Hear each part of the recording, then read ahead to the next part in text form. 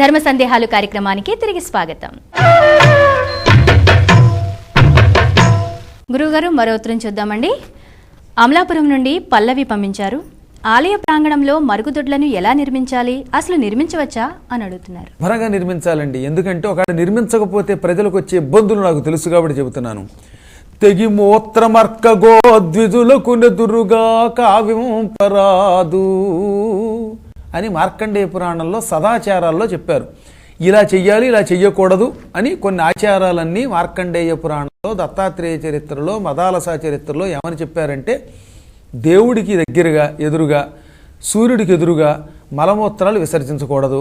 అందుకే దేవాలయంలో నైరుతి దిగ్భాగంలో కానీ, వాయువ్య దిగ్భాగంలో కానీ, ఆగ్నేయంలో కానీ, ఇంటికి పశ్చిమం ఉత్తరం ఈ రెండింటి యొక్క కోణం ఉంటే దాన్ని వాయువ్యం అంటాం. పశ్చిమం దక్షిణముల యొక్క కోణం నైరుతి, దక్షిణం తూర్పు కోణాలకి రెండింటి యొక్క మధ్యలో ఉన్న కోణం ఆగ్నేయం. దేవాలయాల్లో ఈ మూడు చోట్ల ఎక్కడో చోట ఒక శౌచాలయం కట్టండి. ఆలయం ఎంత అవసరమో శౌచాలయం కూడా అంత అవసరం.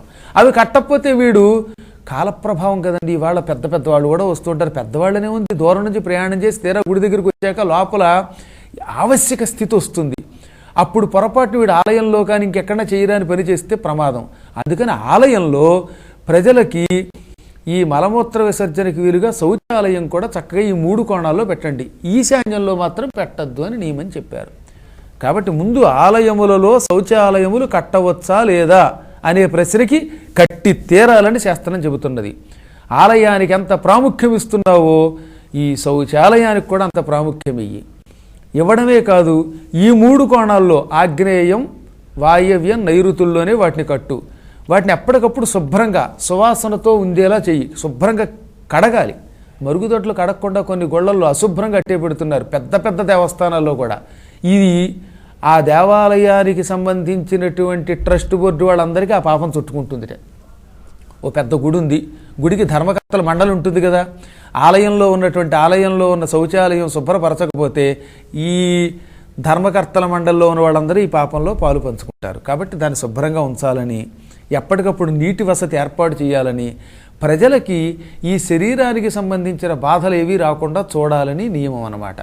కాబట్టి మరుగుదొడ్లు ఉండాలి, వాటిని ఈ కోణాల్లో పెట్టాలి. పెట్టడమే కాకుండా ఎప్పటికప్పుడు శుభ్రంగా ఉండేలా చూడాలి.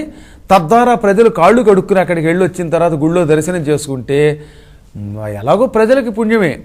ఈ ఏర్పాటు చేసిన ధర్మకర్తల మండలికి కూడా అపూర్వ పుణ్యం లభిస్తుంది, వాళ్ళు సుఖంగా ఉంటారు. గురుగారు, రాజమండ్రి నుండి అపర్ణ మరో ఉత్తరం పంపించారండి. శరీరంపై బంగారం, వెండి రూపాల్లో మాత్రమే ఉంగరాలు, ఇతర ఆభరణాలు ధరించాలా, ఇతర లోహాలతో ధరించకూడదా అని అడుగుతున్నారు. బంగారం ఉంగరం ఉత్తమం. సువర్ణముతో అంగుళీయకాలు కానీ, ఉంగరాలు కానీ, లేకపోతే ఆభరణాలు కానీ పెట్టుకోవాలి. తప్పితే వెండి. ఎట్టి పరిస్థితుల్లో సంప్రదాయం లేకపోతే ఇనప వస్తువులు ధరించద్దని చెప్పారు. అంటే కొంతమందికి ఇనప కడియాలు వేసుకునే ఒక ఆచారం ఉంది, అది వంశాచారం. అది లేని వాళ్ళు ఇనప వస్తువులు అసలు ధరించకూడదు. అత్యావశ్యక స్థితిలో దేవతా విగ్రహాలు ఇత్తడి లేక కంచుతో మాత్రం ధరించవచ్చు, ఇంకా ఏ లోహము ధరించకూడదు. ఎందుకంటే అమ్మవారు ఒక నియమం చెప్పింది, హిరణ్యవర్ణాం హరిణీం సువర్ణ రజతస్రజాం. బంగారము లేక వెండి గొలుసులు మాత్రమే అమ్మ ధరిస్తుంది. అలా ధరిస్తేనే లక్ష్మీదేవికి మనం ప్రీతిపాత్రులం అవుతాం.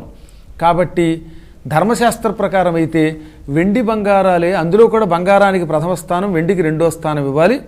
ఇనప కడియాలు ఎవరు పడితే వాళ్ళు వేసుకోకూడదు. దేవతా విగ్రహాలను చేయించుకుని పూజించాలి, చేతికి పెట్టుకోవాలని ఒక నియమం ఉన్నప్పుడు, అప్పుడు ఈ బంగారం వెండితో కొనలేనప్పుడు మాత్రం కంచు లేకపోతే ఇత్తడి మాత్రమే వాడాలి. అది కూడా రాగి వాడద్దు అని శాస్త్రం అన్నమాట. చేతి వేళ్లకి ఈ నియమాలు పాటిస్తే లక్ష్మీ కటాక్షం మనం పొందుతాం. గురుగారు, మీ అమూల్యమైన సమయాన్ని వెచ్చించి ప్రేక్షకుల సందేహాలను శాస్త్రోక్తంగా నివృత్తి చేసినందుకు ధన్యవాదాలండి. చూస్తారు కదా, ఇది వాళ్ళ ధర్మ సందేహాలు కార్యక్రమం. మీకు కూడా ఏమైనా సందేహాలుంటే మాకు రాసి పంపించండి. మా చిరునామా ధర్మ సందేహాలు, కేర్ ఆఫ్ భక్తి TV, road number 92, Jubilee hills, Hyderabad 5,96,000. మా ఇమెయిల్ ఐడి bhaktihyd@gmail.com. రేపటి ధర్మ సందేహాలు కార్యక్రమంలో మళ్ళీ కలుద్దాం. అంతవరకు సెలవు, నమస్కారం.